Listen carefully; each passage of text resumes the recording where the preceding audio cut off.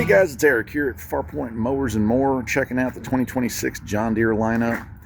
Start off with this one here, the S100. John Deere is kind of a premium brand. And this one's coming with their 17.5. Looks like we got our battery out here underneath the hood on this one, which is cool. I like that setup better. You can put a larger battery in there. Now, right out of the gate, even their base models do come with an hour meter, which is nice. Digital hour meter on this one, and the seats are nicely padded.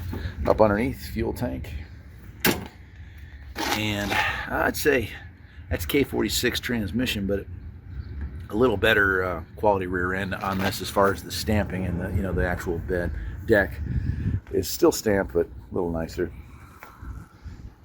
This one's automatic, and for that price, you're looking at $24.99 to get into that. Move it up to the S110, slightly larger 19 horsepower engine. And the seat's a little better, but everything else pretty much remains the same.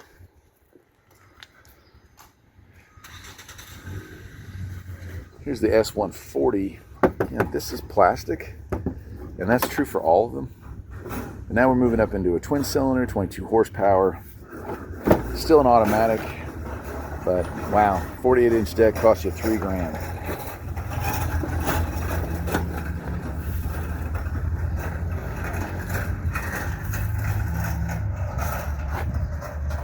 And that's about it.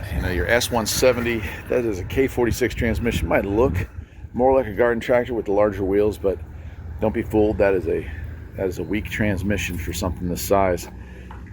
Stamped deck, not welded. Does have a cast iron frame on their top of the line model here, but the seats are nice. I'll give them that. Fuel tank in the rear still. No amp meter, just an hour meter.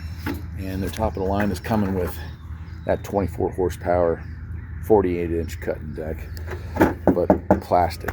That part's steel. That's plastic. I don't like that at all. It does come with a nice bumper on it as well.